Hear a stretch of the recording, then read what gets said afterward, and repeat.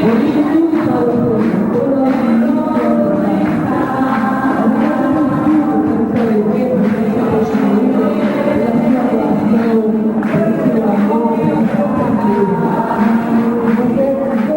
percebeu desde o início que a sociedade de Jacobina tinha dificuldade em aceitar novamente um pároco que seja estrangeiro e seja religioso. Então, quando ele chegou aqui, o jornal local escreveu: o bispo nos castigou porque mandou justamente um religioso e um estrangeiro. Significa que aqui o povo tinha uma experiência com os religiosos e com os estrangeiros, que foram os franciscanos e foram os jesuítas, que todos dois, na realidade, foram expulsos de Jacobina. Às vezes eu perguntava para ele sobre a vida dele, quando ele chegou. Aí ele sempre contava as dificuldades que passou, assim, sem ter no sertão, sem ter assim onde dormir. Ele era alto, né? E às vezes a cama era muito pequena, às vezes assim, sobre a alimentação, né? Das dificuldades, ou então a maneira assim das pessoas tratar ele, né? Não sei se era por vergonha das pessoas, os donos da casa não sentavam na mesa com ele para almoçar, então ele ficava envergonhado, né, de sentar sozinho, almoçar e sair. Aí ele disse que passou assim por muitas dificuldades. Depois, com a continuação, que as pessoas foram se adaptando a ele, a maneira dele também, e aí foi aliviando mais o sofrimento. Eu me lembro que quando ele vinha montado de animal. Ele chegava para se hospedar na casa do homem, do finado Raimundo. Ele era muito bom com as crianças, ele agradava as crianças, ele dava presente, aí nós ficávamos muito felizes, né? A gente tem que procurar para Padre Alfredo uma situação, digamos, que fuja aquela coisa de ser conservador ou ser inovador, aquela... Por exemplo, ele não gostava muito da teologia da libertação pelo seu aspecto político, mas ele era, vou chamar assim, ele era doente a favor dos pobres, dos mais desamparados. Ele vivia para os pobres, então a gente tem que questionar ou estudar esse comportamento dele para situá-lo realmente nessa posição de atividade, não vou dizer ideológica, nem ou comportamental do ponto de vista social, mas que ele procurava fazer aquilo que ele aprendeu de Jesus, que é o verdadeiro amor. Para descrever Padre Alfredo, a gente não tem palavras, né? Eu digo assim que era um santo e também pecador. Porque ele tinha alguma maneira de dizer, quando alguém dizia, quando recebia um remédio, uma coisa dele, dizia: o senhor é um santo. Ele dizia assim: pouca manteiga, ou muita manteiga para um pão de tostão, né? E brincava assim, jogava o escapulário naquela pessoa que falou com ele, aquele tipo de ironia, né? Ele achava uma ironia, mas ele era assim aquele homem que não se deixava levar por aquilo que ele não era da igreja. Ele tinha uma coisa assim de dizer: Roma falou, a povo escutou. Ele já nesta época já tinha feito a opção pelos pobres, uma vez que ele dedicou toda a sua vida para as comunidades do interior. Um interior que era imenso e que, portanto, exigia um desgaste, digamos assim, até físico por parte dele, mas ele sempre com toda a tranquilidade e com todo, assim, um interesse de prestar esse serviço, que era um serviço pastoral, mas que era um serviço também para a vida do povo. Ele trabalhava com o povo, então tinha um interesse assim de ver o povo com uma qualidade de vida melhor. O Padre Alfredo deixou uma coisa muito importante para a região toda de Jacobina, todo mundo que conheceu ele, foi a dedicação que ele teve com as pessoas pobres. Tudo dele era baseado mais com as pessoas que tinham menos necessidade na época. Dividia o pão, dividia a palavra, ele dividia tudo que ele tinha, ele dividia com as pessoas. Então, para nós que conhecemos, ou também até aqueles que não conheceram também, que ouviram falar quem era Padre Alfredo, nós que vivemos de perto com ele, sentimos verdadeiramente o Cristo junto a gente. Porque Jesus Cristo disse, sai da tua terra e vai pregar o Evangelho, né? Esqueça de tudo, e como de fato ele fez isso, esqueceu de tudo, dos seus parentes, né? Da sua terra, e veio se dedicou aqui à comunidade jacobina.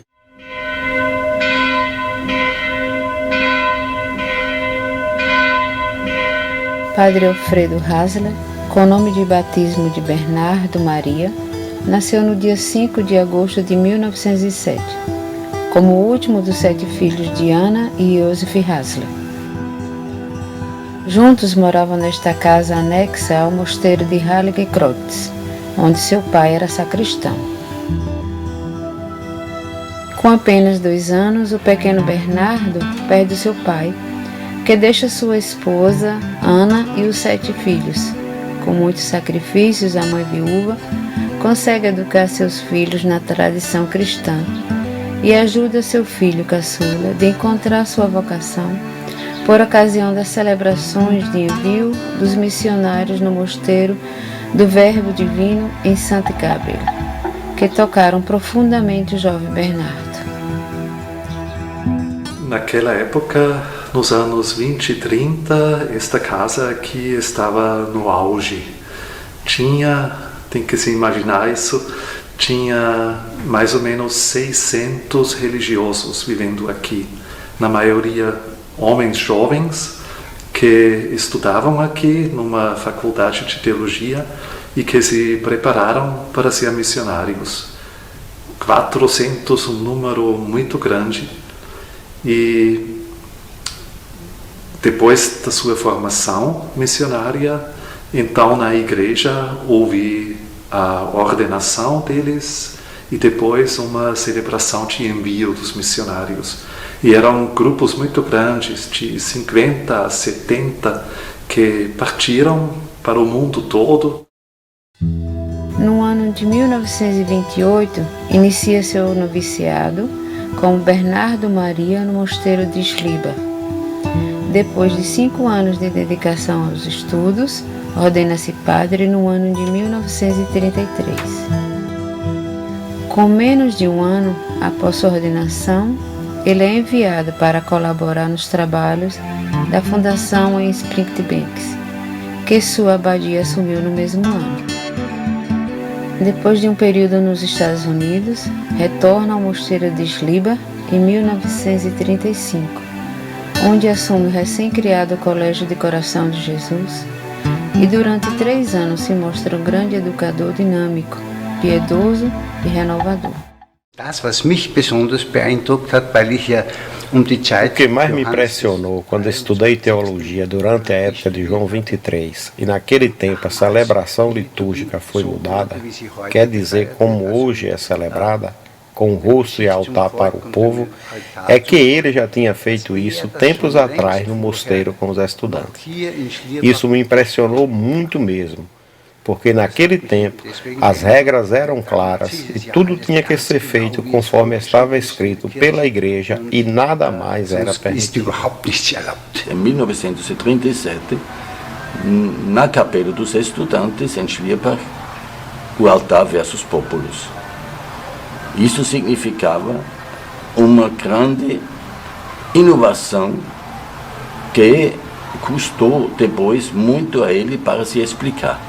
O que salvou ele foi realmente o professor que defendeu todo este movimento litúrgico e disse que este movimento vai chegar para nós renovarmos a igreja, para que nós sejamos capazes de novamente passar mais para a origem da vida cristã.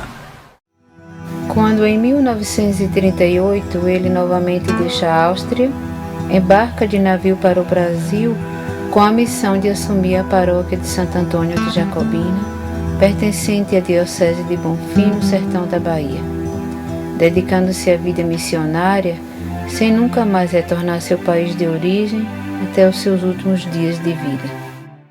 Padre Alfredo tornou assim jacobinense, é isso que a gente pode dizer, jacobinense, uma opção jacobinense preferencial pelos pobres, porque ele amava demais. Ele via no pobre o rosto de Jesus Cristo. É sagrado para ele. Mas ele também era enérgico. Não só com o povo, como conosco também, professoras.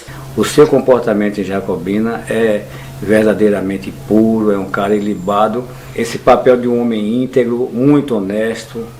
Ele era muito transparente, as atividades dele não deixavam dúvida. Ele começava seu dia sempre bem cedo, 13h para as 14 ele levantava, rezava todo o ofício, depois às 6 horas em geral, o povo batia na janela dele e disse: Padre Alfreda, eu estou aqui com muita doença. Então ele já começava a atender as pessoas até mais ou menos 8 horas, 8h30, com o atendimento de saúde. Depois ele foi para a igreja confessando as pessoas que vinham e recebendo as escolas paroquiais antes da missa às 10 horas. Depois da missa, ele tomava os nomes dos batizados para as 2 horas. E depois ele foi almoçar. Foi o primeiro almoço, a primeira comida que ele tinha. Todo dia ele jejuava pela manhã, porque naquele tempo tinha ainda a lei da abstinência antes da Eucaristia. E à tarde, às 2 horas, eles celebravam os batizados, depois, em geral, também 3 ou 4 casamentos, e quando terminava os casamentos, então ele se arrumava para viajar de novo para o próximo lugar. Era uma grande dificuldade para ele, apesar de que não tinha estradas, ladeiras, buracos, chuva, frio, hospedagem. Ele se hospedava geralmente sempre na casa daquelas pessoas mais simples, né? Também para ele passou por muitas coisas, assim, muita dificuldade. Teve uma vez que ele dormiu na casa de um casal, tudo de gente pobre. O que desse para ele comer, um pão, ele comia, o que tivesse. Aí botaram uma redinha assim para ele deitar, que era tão pequena a rede que não dava para eles tirar, ele botou as pernas assim para baixo e dormiu assim. Aí, mas a mulher botou uma galinha, assim no canto da parede. E a guilha de galinha estava lá perto dele. Aí mesmo, estava assim de pichilinga. As pichilingas, ele contava pra gente, ria, tomou conta da rede. Aí ele se viu todo com tanta pichilinga. E a outra roupa para mudar, e boi para tomar, tirar as pichilingas, não tinha. Foi um sofrimento, ele contava esses casos pra gente e sorria, né? A alimentação também, porque as pessoas aí no sertão, vamos dizer, na época da seca, a alimentação, a gente sabe que é uma alimentação bem pobre mesmo, e ele tinha que se adaptar àquela alimentação. E como ele sendo uma pessoa de um outro país, que a gente sabe que a alimentação é totalmente diferente aqui do nosso sertão, para ele era uma grande dificuldade. Então ele foi um herói, que ele superou todas essas dificuldades. Quando ele saía, dizia: Padre Alfredo, leve mais uma roupa para Alfredo. Mesmo que ele passava 15 dias, 2 semanas fora, uma mesma roupa, e aquela batina que ele não tirava para nada. Leve mais uma roupa para Alfredo, para o senhor trocar. Ele disse: não, filha, não. Jesus disse que é pouca bagagem. Não, eu não vou levar roupa, não. E mesmo, eu não vou tomar banho lá fora. Se é pobre das mulheres, vem com a latinha de água para fazer a comida dos filhos, dar banho nos meninos. Eu ainda vou esperar que elas vão buscar água para eu tomar banho? Não vou fazer isso, não, de jeito nenhum. Então ele só tomava banho aí e tomava banho quando voltava. A não ser que ele passasse em Cacinga do Moura, lá com a professora Judite, que tinha mais familiares. Ele pegava aquela roupa, lavava, ajeitava e... Opa, ele toma um banho, ajeitava. Mas em outro canto ele não tomava, não. Chegava, a gente ia lutar para limpar aquela roupa, porque era suja. E de domingo à tarde até sexta à noite ele passava na roça. Então fez uma desobrigo, uma obrigação constante de uma presença para atender cada dia uma comunidade com missa e com os sacramentos. Olha, como professora paroquial, assim, logo de início, foi assim meio, eu não me adaptava, porque primeiro a missa era em latim, né? Mesmo celebrando vir de costa para o povo, mas ele tinha uma maneira de botar com as professoras. Ele, no mês de fevereiro, ele nos preparava todo o ritual em português. Quer dizer, estava desobedecendo lá, né? Mas ele passava, ele sentou, por sinal, Frei Damião veio um dia a trem de noite, ele contava pra gente, veio a trem de noite, depois que do Concílio Vaticano II, não é? Veio para aprender com ele como fazer aquela missa para o povo, como dizia que ele fazia, animado. Nós morávamos lá em cima e descia aqui todo de vez em quando para a missa, não era de 30 em 30 dias que ele vinha aqui dizer a missa, né? E ali onde hoje é a igreja, era uma usina de Caroá, né? Ele comprou aquele salão, e ali é onde eles reuniam o povo para dizer a missa dele, né? Depois, lá vai o tempo passando, lá vai, aí foi que ele achou essa ajuda lá da Áustria, né?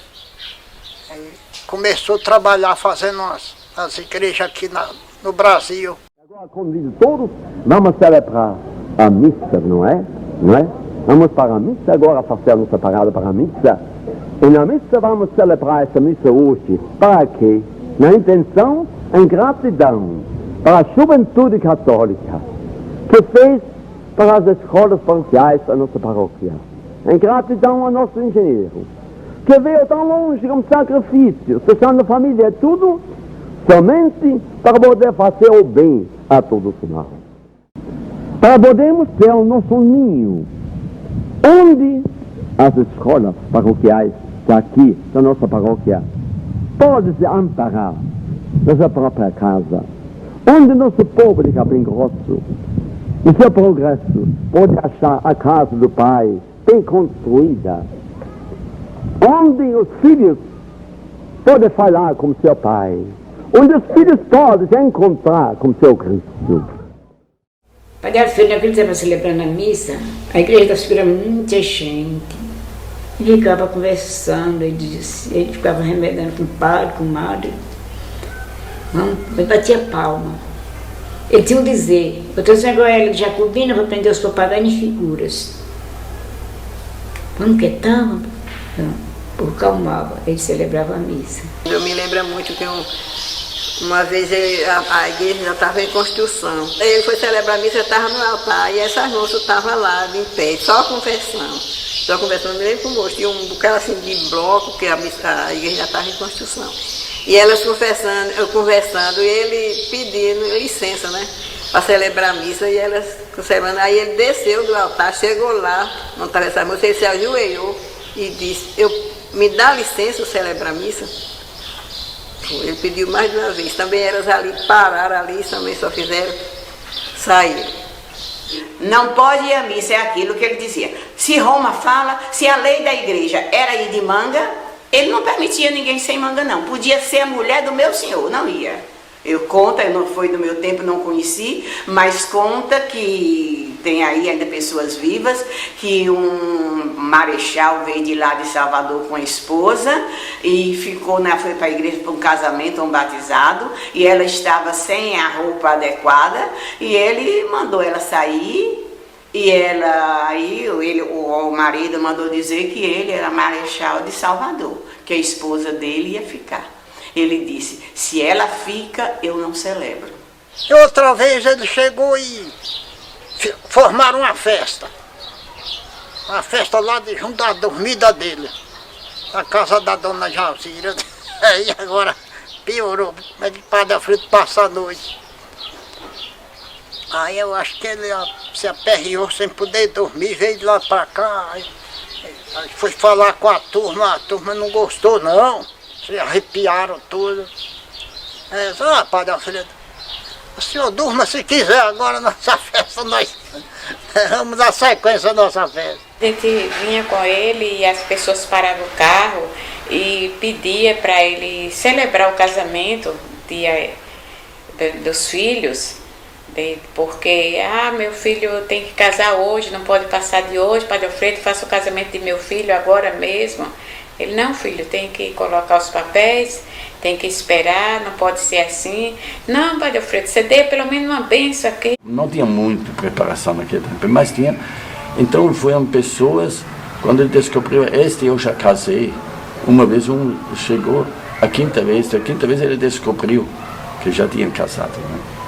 E também outros que a criança foi 14 anos, a menina de 14 anos foi deflorada e então os homens achavam que tem que casar. Né? E o Padre Alfredo disse, não, como vamos casar uma criança? Não, mas nós tomamos conta, o fulano de tal, né, precisa realmente assumir o que ele fez. Ao Rei de suas minhas obras, glória ao Pai, ao Filho e ao Espírito Santo, assim como é no princípio, agora e sempre, por todos os séculos. Amém. Unimos com fé do trono da graça para alcançar a misericórdia e obter a graça em pouco.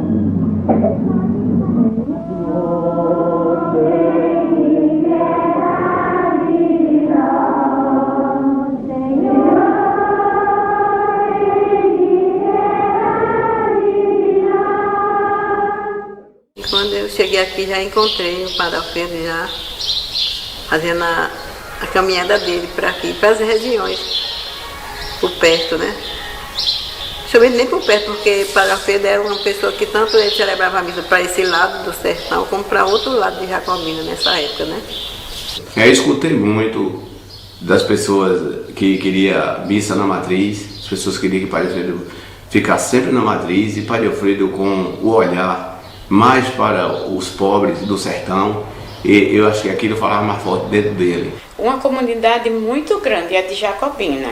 Para a pessoa dar assistência, para deixar todo mundo satisfeito é muito difícil, porque ele visitava as escolas paroquiais todo mês. Eram muitas escolas, né? Então, celebrações, casamentos, batizado que acontecia, ele passava o dia todo, vamos dizer, em cada comunidade. Então a assistência na cidade ficava mais na parte, acredito, do domingo, né? O sábado à noite, que sempre tinha missa em Jacobina, e o domingo. Acho que nós também temos de incluir o comportamento dessas pessoas, né? Ou como é que essas pessoas querem a atividade da igreja. Porque muitas vezes determinadas pessoas não entendem o papel da igreja, ou não entendem bem o papel do catolicismo ou do cristianismo, que Jesus manda a gente deixar muitas coisas para atender os pobres.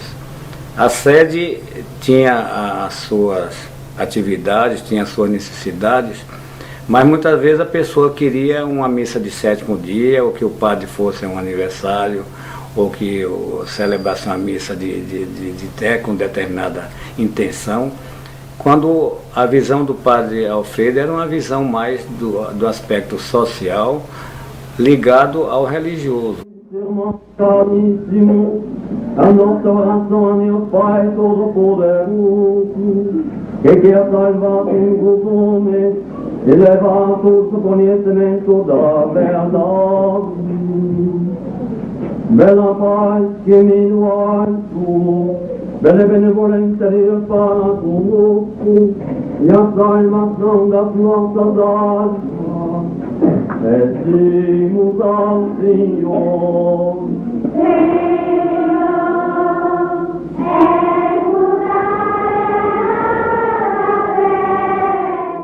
Quando ele chegou, ele tinha a grande dificuldade de agora tirar a influência dos políticos da igreja.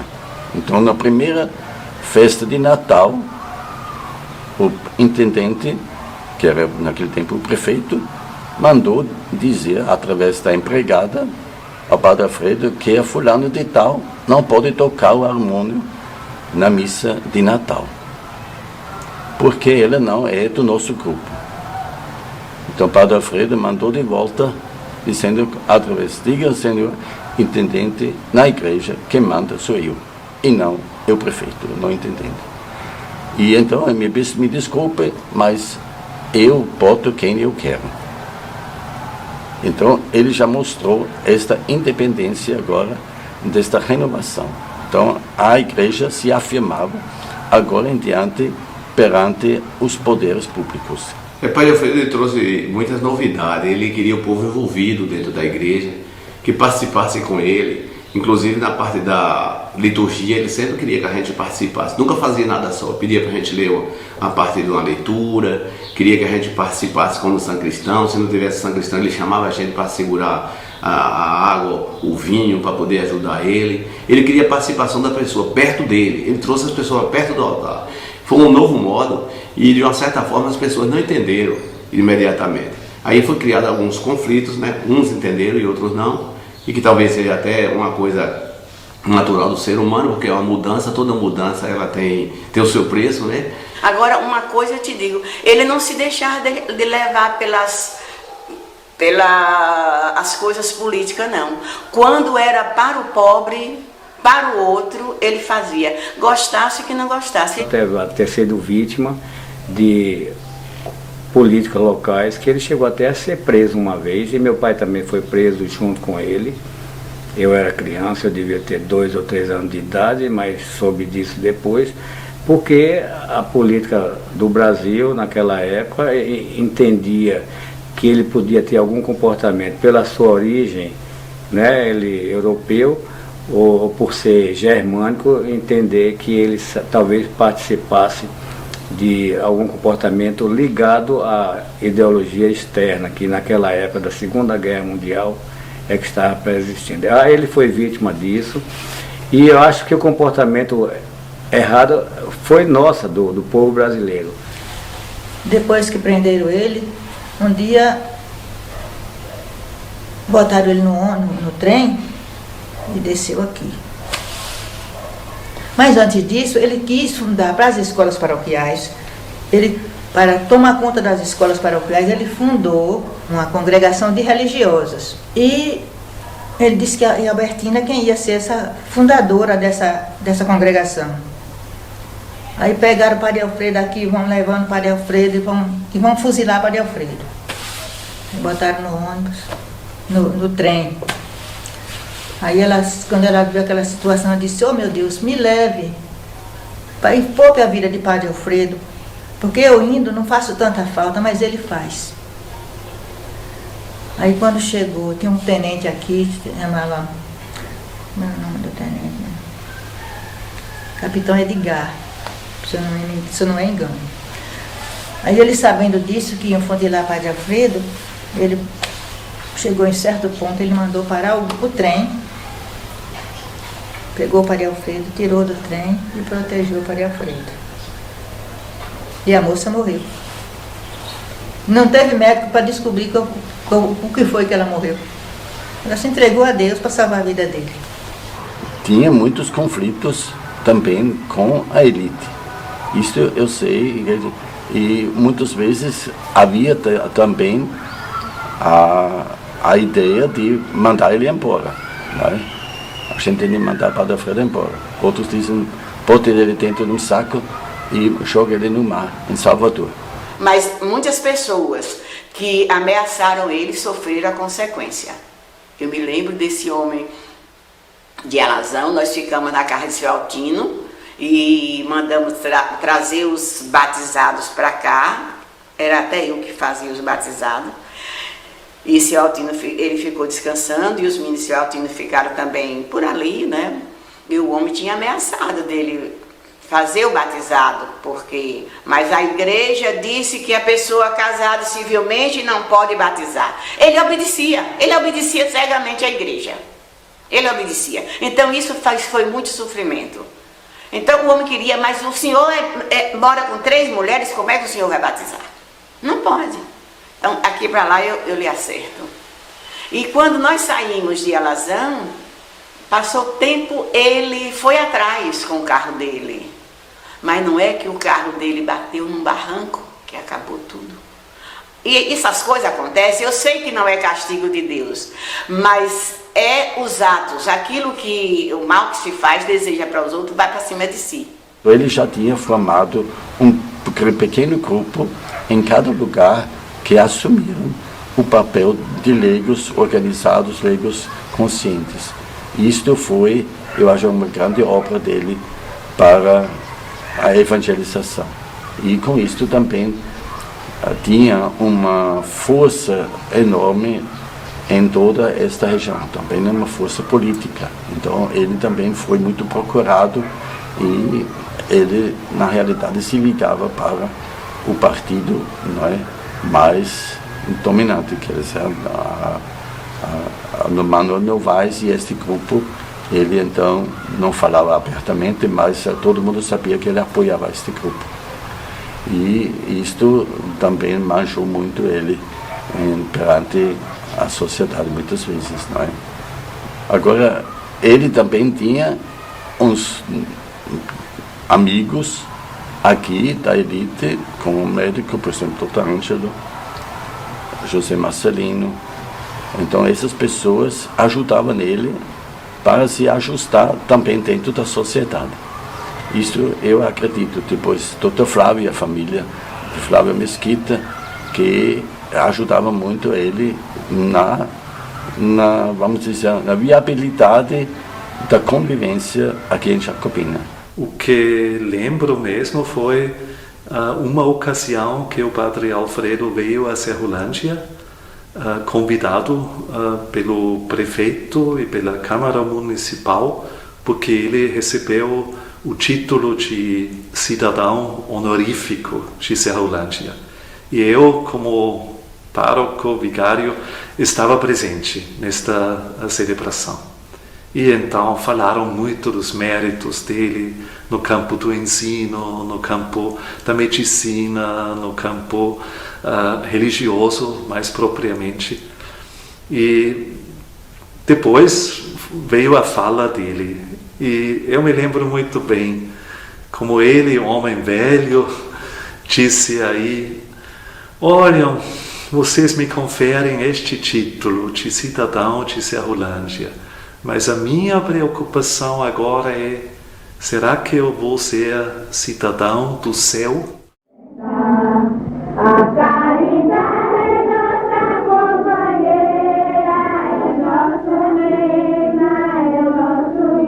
Quando eu vi esse povo que não tem medicina nenhuma, nada, não tem médico nenhum, e era vigário,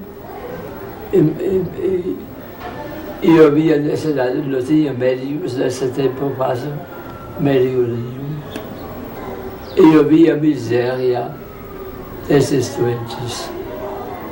Também pela prática, como o povo, quando eles contaram as suas dificuldades, se encontrar na sua miséria.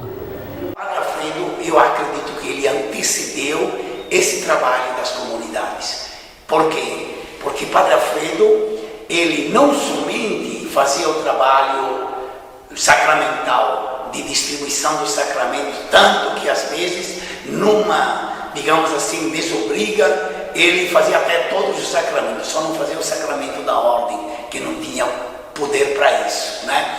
Mas o restante ele fazia. Mas além disso, então, a questão da escola, a questão da saúde, vamos pegar esses dois viés que são fundamentais para exigir que aquela é uma comunidade. Quando ele chegava cedinho, ele levantava e sentava lá numa cadeira, na igreja, ou na casa onde estivesse, fosse celebrar. Ali ele confessava, ele aconselhava, ele examinava. Ele, quando vinha para aqui, ele trazia aqueles afogezinhos já preparado de remédio, não é? Que ele trabalhava, fazia a desobriga dele de manhã até meio-dia, fazia a missa dele, dava a missa, e à tarde ia fazer examinar o povo. Leva o seu aparelho, né? E chega lá, escutava as pessoas, via se estava com problema de pressão alta, tirava a pressão das pessoas, dava remédio, levava remédio, ele recebia de ajuda de vários amigos deles, de Salvador e de outras comunidades, muitos remédios de amostra grátis, e ele levava para dar aquelas pessoas que não tinham condição de ir comprar o remédio. Ele mandava pessoas que ele examinava na área rural, onde ele fazia desobriga, e examinava e me fazia a apresentação dessa pessoa e já dando a sugestão do diagnóstico daquela pessoa. E normalmente ele acertava. Na época também da cistosomose em Caatinga do Moura, ele usou assim muita energia e não se deixou levar pela sociedade política que achava que era bobagem ir mexer naquele rio, não é? E ele foi assim fiel. E ele dizia, não, eu tenho que curar aquele povo, nós temos que arranjar um meio de salvar aqueles homens. Não se pode deixar esses homens morrer tão jovens, vomitando tanto sangue. E foi daí que veio um grupo de médicos, Dr. Prata, Dr. Bina e o outro eu não me lembro não, era um nome alemão. Vieram fazer o contato no rio. Examinaram e ficou certo realmente que era água e era cistose. Então, cada família que tinha 2, 3 era tomado o nome e fazia também uma ficha para depois receber o remédio. A maior dificuldade era tomar esse remédio, porque o nosso povo ignorante para tomar 500 comprimidos, 3 por dia, era 3, me lembro, era vermelhinho, não me lembro o nome, mas sei que era assim, parecia um fortificante, que era o sulfato ferroso, era um remédio desse. E uma injeção de 2 em 2 dias. A injeção quem aplicava era a irmã Gismália. Os comprimidos, e arranjou logo voluntários, pessoas do apostolado, que em todo lugar ele tinha assim o grupo, né? Para ir, aquelas famílias conscientes tomavam o remédio. Mas, eu não vou tomar tanta pílula, não. Então, e ele, Padre Alfredo também usou uma tática de ameaça. Ou toma os remédios, eu não venho mais se quebrar aqui. Eu lembro por várias e várias vezes que fui com ele em casa de pessoas doentes, né? Já assim, às vezes até doentes já em fase terminal, e parece que pela fé das pessoas, as pessoas se levantavam e voltavam a trabalhar. A gente via aquilo, ele fazia a oração, primeira oração, e depois cuidava da doença daquela pessoa, dando o remédio, ensinando o chás, e injeções também, às vezes ele receitava também algumas injeções. Normalmente ele tinha os medicamentos necessários para essas pessoas que ele encontrava com doença.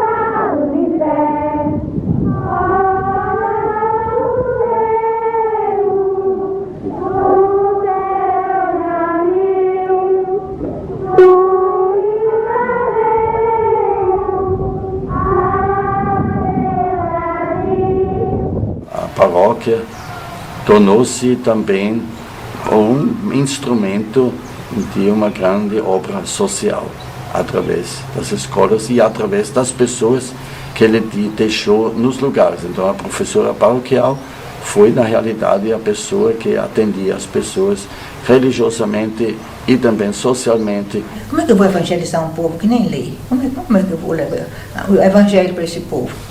Aí começou... Aí juntou-se com o pai de José Marcelino, o senhor José Marcelino, que era muito amigo dele, e fundou as escolas paroquiais no ano seguinte, em 1939, a primeira escola em Tabua. Nosso livro de agora fala que foram 42 escolas, mas pegando os livros velhos, que os papas, que esses livros ele não mandou para a escola paroquial, que ele dizia, daqui do convento, que ele dizia, a escola paroquial da sede é da sede, a minha escola é do interior. Então aquelas primeiras professoras que ele contratou, somando, deu 112, 113 professoras, ele conseguiu angariar, colocar em todo esse município. A ideia da escola paroquial ele pegou em Chicago. Lá ele entrou numa igreja católica, grande igreja, e quase estava toda cheia de homens.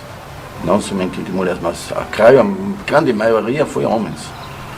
Então ele saiu e disse, de onde vem esta espiritualidade que os homens estão na igreja cantando e participando ativamente? Diz, a escola paroquial. E no período do mês de fevereiro, a gente recebia 30 dias de um curso preparatório. Metodologias, psicologia, como lidar com a criança, né? E como trabalhar. Aí esse curso era dado pelas irmãs. A irmã Maria Alice, a irmã Irene, a irmã Eulália e outras irmãs. Cada professora nas conferências tinha uma cadernetinha e a gente copiava. Quem chegava novata tinha de copiar a missa toda. Ele dizia em latim, entrarei, eu vou ao altar de Deus, em latim no caso, né? A gente dizia para o povo, para as crianças, o padre agora chegou no altar, ele beija o altar. Esse beijo significa a sua união com Cristo. Isso a professora estava virada para o povo, os alunos laterais e o povão de frente também. A escola paroquial, para a gente que não tinha condição de pagar uma escola, não tinha escola estadual nas comunidades da gente, comunidade muito pobre, eu acho que foi o que levantou realmente a educação na região. O Padre Alfredo, ele pensou muito longe. Ele sempre dizia, a escola é para todos,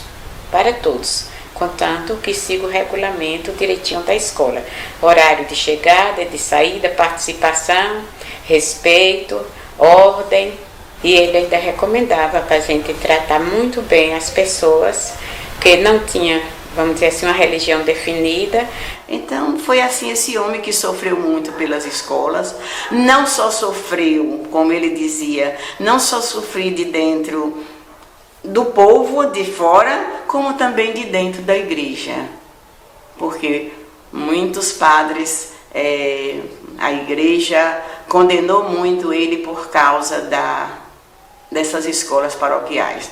Mas um bispo, Dom Antônio Trindade, eu tenho até copiado uma certa vez que ele, lendo os livros dele, os cadernos, onde lá Dom Antônio diz, e tem a data, até por fim ele botou no cartãozinho, e peguei esse cartãozinho, onde Dom Antônio diz, as escolas de Padre Alfredo é a pupila dos olhos dele, então ninguém maltrate.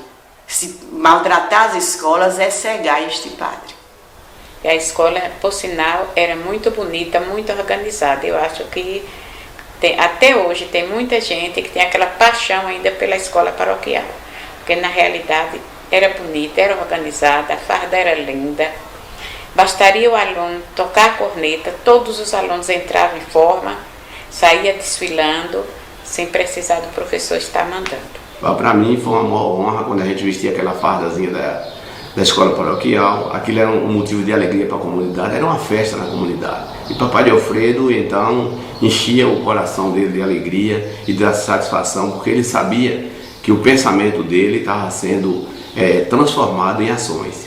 E essas ações nos transformou a gente em homens educados, né? Nos trouxe para a sociedade, já com conhecimento melhor educacional. Porque até então, naquela época, os próprios governantes não pensavam nessa situação. Já acabou o analfabetismo, posso dizer.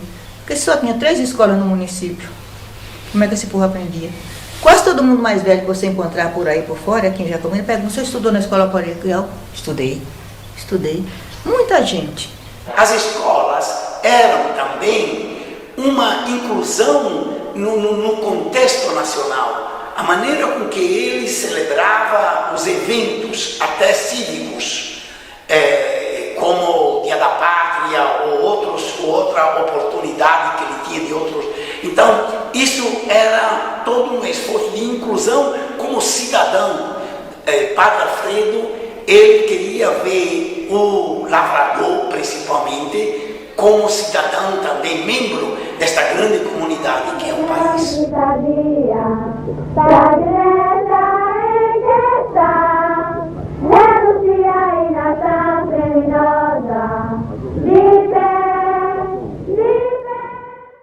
Um abraço de amor, um abraço de paz, que alegria santa. Deus me deu 50 anos para ficar aqui na minha terra de Jacobina. Essa é a minha terra. Nunca voltei mais para a minha terra, para a Áustria, nunca mais. Uns admiram, dizem, o senhor não quer mais bem a sua terra da Áustria? Digo, quero bem, mas eu tenho outra terra melhor agora, que é minha, de meu coração. Nasci lá e aqui achei um coração de amor. Professorado. Ele amava esta cidade e transformava essa cidade numa cidade muito religiosa. Quando ele chegava, chamava-se Jacobina a Rocha do Diabo. E aqui ele, então, com a maneira dele de ser decidido, de ser um padre que sempre falava do sacramento, sempre falava da oração e sempre falava também desta responsabilidade social. Né? Então, ele assumiu este papel de uma ação de assistência e de promoção humana. Eu acho que foi muito rica, porque levou conhecimento a muitas pessoas, não só o conhecimento intelectual, como moral e religioso. Ele era como se diz, um verdadeiro padre mesmo. A gente via mesmo a santidade assim dele, apesar da exigência dele, né? Mas a gente via assim a fé dele fazia, parece que passar para as pessoas, né? Adiante do dia a dia, da trajetória, a gente se encontrando todo 30 em 30 dias, não é? A gente não pode esquecer dele, não é? Aquilo fica dentro do íntimo da gente, aquele conhecimento que a gente nunca esquece. Passa, a gente tá. E jamais que eu tenho aí uns papeizinhos aí, de volta e meia tô encontrando um retratinho dele, né? E aí, quanto mais tempo passa, mais a gente nunca se esquece, não é? O que eu admirei era a dedicação pastoral que ele tinha. Até com uma idade muito avançada, além dos 80, ele ainda ia às roças, ia celebrar, sempre acompanhado de uma irmã, e já que não deu mais para ler direito e falar direito, então ela que assumia. E ele tinha esta humildade de aceitar que a irmã atuasse no lado dele e junto com ele. Ele me ensinou muito essa simplicidade, aquela vida simples, austera. E eu não gosto de ter nada assim, sofisticado para a minha vida. Porque eu também vim de uma família muito simples, né? E o Padre Alfredo me ajudou muito nisso, quando ele disse, não, isso não precisa, isso é bobagem. Para mim, eu recebi muito dele para o comportamento que a gente tem, aqueles conselhos sobre ética e moral que não devem ser nunca esquecidos, e que ele era uma verdadeira vanguarda em distribuir para nós aqueles conselhos e aqueles exemplos tão bons que ele tinha. É uma figura inesquecível para nós. Ele sempre me dizia assim, olha, não precisa muita oração. Quando você sair, se preocupe para ensinar, para evangelizar, não queira muita bagagem, que você possa fazer com que cada pessoa aprenda a rezar o Pai Nosso e a Ave Maria, já é o bastante. Eu acredito que a rede de comunidade que ele criou acho que são 10 municípios que surgiram daquilo que era o território da paróquia dele, dentro do território da Diocese de Bonfim, o legado que ele é esse mesmo, de ter enucleado tantas comunidades, e hoje a gente sente assim que na região, de uma forma ou de outra, você vê um povo mobilizado, um povo organizado. Ele foi o precursor das comunidades eclesiais de base. Talvez ele não chamasse deste jeito, mas ele foi. Ele implantou isso, porque não se trata aquilo que a gente na comunidade de base se dizia fé e vida, palavra de Deus e vida. É uma coisa impressionante. É uma coisa impressionante. E quando você vai nas comunidades, a referência é única. É sempre essa daqui. Foi o padre Alfredo que principiou a escola, a saúde, a organização da comunidade. Foi ele que fez tudo isso.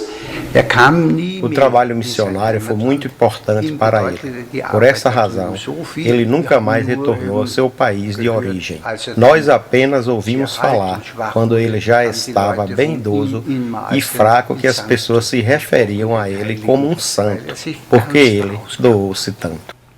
Olha, eu acho que um dos legados foi assim, atender aquilo que ele sempre dizia: eu vim para fazer aquilo que Jesus mandou.